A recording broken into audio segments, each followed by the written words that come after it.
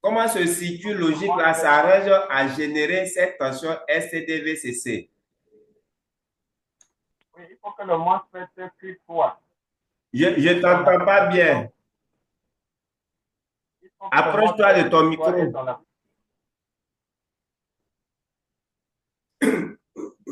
Okay. Oui. Il faut que le MOSFET Q3 ait son activation. Il faut que le MOSFET Q3 oui. ait son activation. Maintenant, qu'est-ce qu'il active? C'est pourquoi je demande d'expliquer comment le MOSFET Q3 fait pour être activé. Comment le circuit s'arrange pour activer le MOSFET Q3? Hein, pour que la 3 voie S0 traverse pour devenir SCD-VDD. C'est la question que je pose. Comment le MOSFET Q3 s'arrange? Hein? Comment ce MOSFET est activé? Comment la gate est activée? Vous voyez, c'est tout ce circuit-là. Oui? Je vois la GMCH Enable. Oui. SCD-VCC Enable, oui. Ça vient. Le transistor Q5. Voilà, il vient d'ici. SCD-VCC Enable. Oui. Il va venir du PCH. Il vient du PCH. Ils ont mis JMCH, mais ici, il y a un PCH. Voilà le schéma. Voilà ici, voilà, voilà PCH, Tiger Point. Voilà, donc il vient du PCH. Est-ce qu'il vient du PCH? Non, non. Il vient, regardez ici. Hein? Il ne vient pas du PCH, il vient de ce processeur-là. PennyView. Normalement, c'est PennyView qui envoie les signaux, les datas d'affichage. C'est PennyView qui envoie les datas d'affichage au SCD-VCC. Donc, c'est lui qui doit envoyer le SCD-VCC Enable. Hein, c'est lui qui envoie. Donc, je reviens sur le schéma. Oui, donc, on est ici. J'agrandis un peu. Voilà, donc, on revient sur notre schéma ici.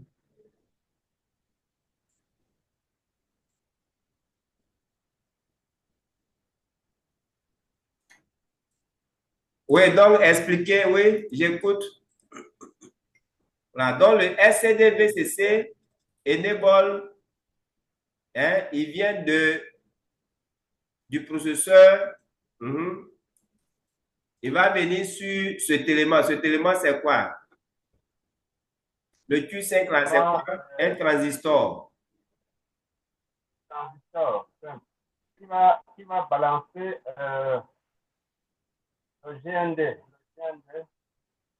Voilà, donc, oui, ce transistor-là, c'est un transistor NPN. Et comme c'est un transistor NPN, il faut un courant positif sur la base pour l'activer. Hein? Voilà. Et donc, ce courant-là qui quitte le processeur, il est positif. Il est positif. C'est un courant linéaire. U égale à RI.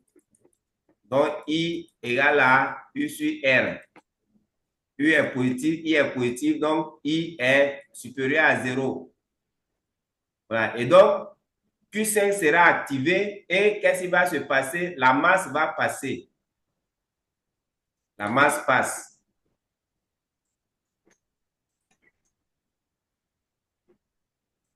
La masse va monter ici. Oui, la masse arrive ici. Et puis, qu'est-ce qui va se passer? Quand la masse arrive ici, qu'est-ce qui se passe? Quand la masse arrive,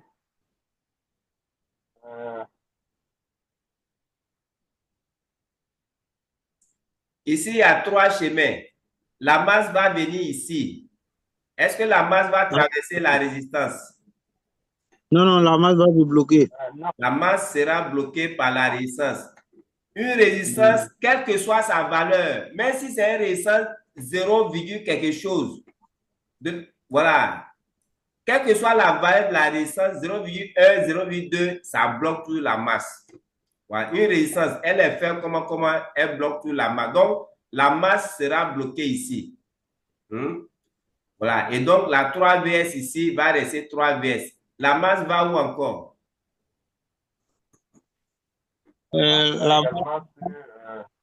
La masse va venir sur la gate de ce Q4. Q4, c'est un MOSFET à canal. Quel est le canal de ce MOSFET? Q4. Canal N. Hein, c'est un N-channel MOSFET. La masse n'active jamais un N-channel MOSFET. La masse peut activer le P-channel, mais elle ne peut pas activer le N-channel. Donc, la gate sera bloquée. Si la gate est bloquée, vous voyez, la masse qui est ici, là, sera bloquée. Ça ne pourra pas monter. Ça ne pourra pas monter. Voilà. Et donc, cette branche-là, c'est comme si elle n'existe pas. Cette branche n'est pas là. Et la masse va venir ici aussi, sur cette résistance-là. Est-ce qu'elle va traverser? Est-ce que la masse traverse? Il ne peut pas traverser, il sera bloqué ici. Hein? Et donc, on aura, la masse sera bloquée ici. Donc, ici, oui. Et quand la masse est bloquée ici, qu'est-ce qui va se passer? Comment lui, là, va faire pour s'activer si la masse est bloquée ici? Le condensateur, c'est 5108 va se charger. Il va pas se charger parce que ici, là, ça n'existe pas. Ici, ça n'existe pas parce qu'il n'y a pas de masse. Il y a courant quand il y a masse. Le courant circule lorsqu'il y a une masse. Hein? Ah, il va se charger. Oui, c'est vrai. Excuse-moi, j'ai mal regardé. Je pensais que c'était ici. Oui, c'est vrai. Il va se charger. Il vient ici. Puisque ici, hein? Ici, il y a une masse ici. Ici, il y a une masse ici. Oui, ton condensateur, là, il va se charger. Puis après. Il y a une tension. La tension est où? Au niveau de la résistance. Au niveau de quoi? De la résistance R579. Oui, qu'est-ce qui va se passer là au niveau de ces résistances? Qu'est-ce qui va se passer? Qu'est-ce qui va se passer au niveau de ces résistances? Au niveau de cette résistance, il y aura un point d'usure de tension. Hein. Point d'usure de tension, où? C'est pas, ah non, c'est pas ça. Je ne vois pas la masse. C'est pas Regardez ici. Regardez ici. Regardez le datasheet de cette puce-là. Hein? C'est une puce 3 volts, 5 volts. Cette puce 3 volts, 5 volts, regardez ici. Puce 3 volts, 5 volts. TPS 51, TPS 51,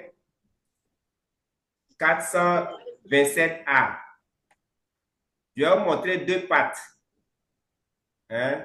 Je vais vous montrer deux pattes ici. Regardez, il y a deux pattes. Il y a un qu'on appelle N-trip 1 et puis N-trip 2. Hein? Trip 1, trip 2. N-trip 1, N-trip 2. Bon, voilà N-trip 2. Regardez N-trip 2 là, comment il est fait. Vous voyez, il y a une masse ici. Le courant qui est ici là, est-ce qu'il y a un courant ici? La résistance est à la masse. Est-ce qu'il y a un courant ici, un trip 1 là? Quelle est la tension ici, la part 31? Quelle est la tension? Comment on fait pour avoir la tension à la part 31? C'est quoi? Oui, il y a un pull down. Mais on sait qu'il y a une tension ici. Quelle est la valeur de la tension ici? Quelle est la valeur de la tension ici? Regardez ici. Prenez trip 2. Regardez ici, trip 2. Voilà, je vais réduire un peu. Je vais réduire un peu. Trip 2. Je cherche quelque chose. Voilà, regardez ici. Trip 2. Vous voyez le schéma qui est là? Trip 2. Over current 3.7 out input. Source current is.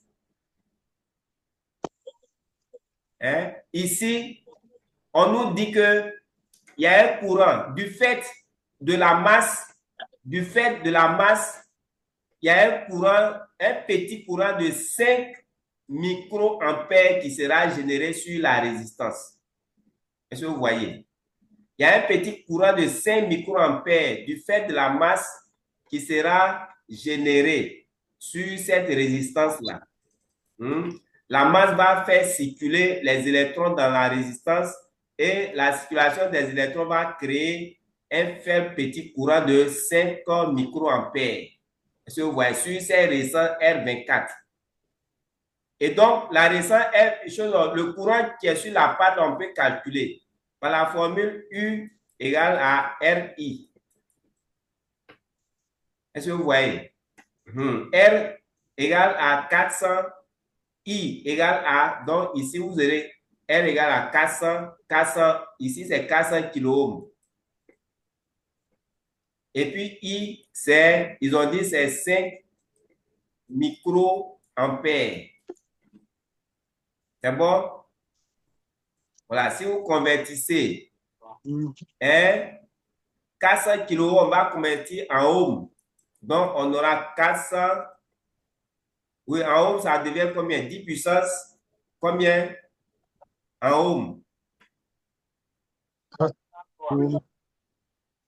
33. Kilo-ohm en ohms.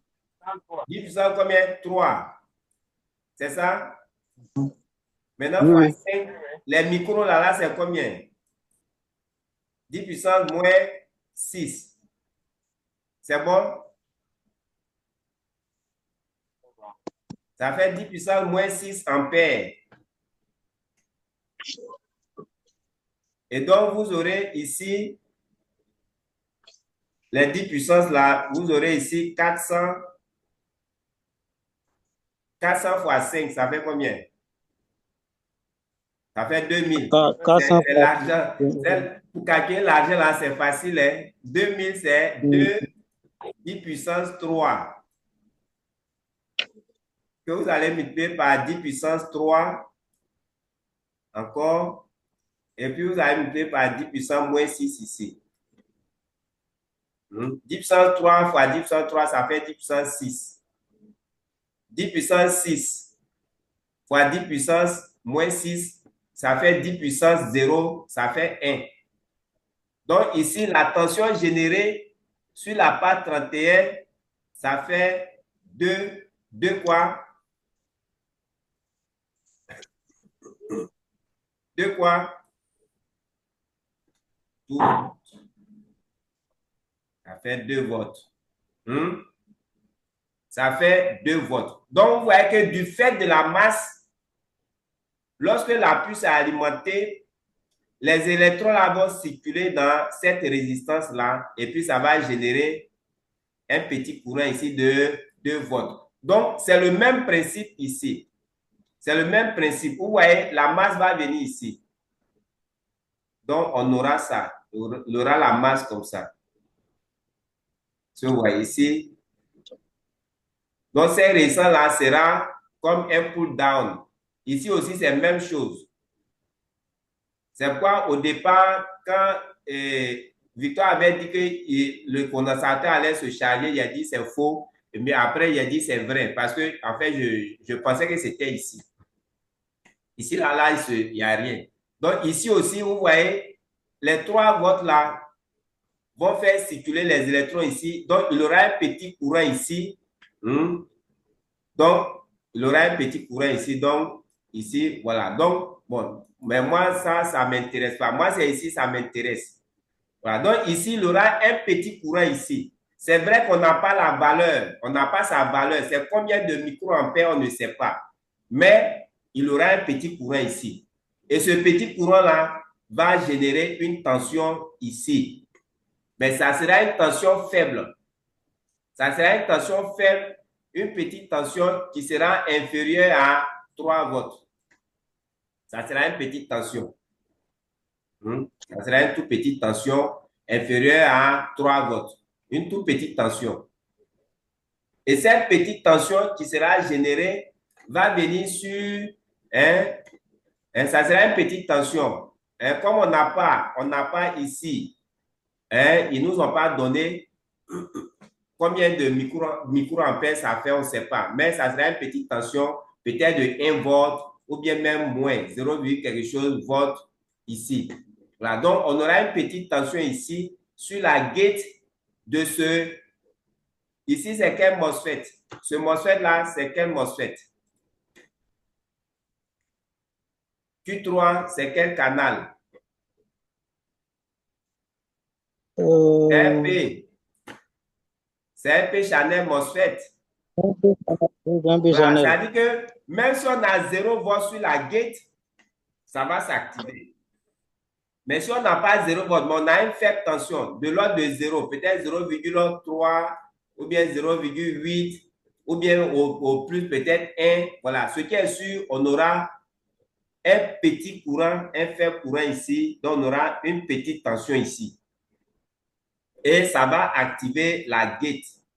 Donc cette gate-là sera activée. Si la gate est activée, la 3 volts S0 va passer pour devenir SCD-VCC. SCD-VCC. Voilà, donc c'est ainsi que SCD-VCC est généré. Chers frères, je vous exhorte à savoir calculer, à savoir manipuler les circuits logiques. C'est important. Voilà, parce que si vous ne savez pas manipuler, ça sera difficile.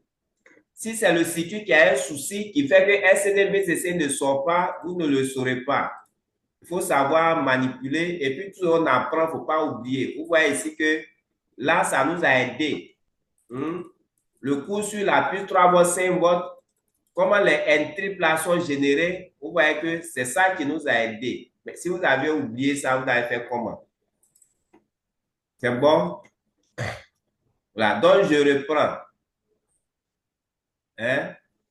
SCD-VCC enable vient ici. C'est un courant positif. Une tension positive avec un courant positif. Ça va activer le transistor NPN. La masse passe. La masse vient ici. Bon, les autres là, ça ne m'intéresse pas. Quand ça va venir ici, on aura ces résistances-là qui sera liée à la masse. Et donc, la même manière, comme les N-triples, il y a un petit courant qui sera généré ici. Un faible courant, mais qui n'est pas nul. Voilà, 0, quelque chose. Ici, nous avons affaire à un P-channel MOSFET. Donc, ce petit courant-là va activer la gate de ce P-channel MOSFET. Et s'il est activé, la 3 volts S0 va passer ici pour devenir SCD-VCC. Et c'est ce SCD-VCC-là qui va venir alimenter ici la puce EDI, chose qu'on appelle, va venir alimenter l'écran LCD. LCD-VCC est l'alimentation de l'écran LCD. Donc, le voilà ici. Ça va venir alimenter ici l'écran LCD. Pad 26, pad 25. C'est bon? Oui. Ça peut aller? Oui. Donc, si vous avez un schéma comme ça, vous pouvez le manipuler. Je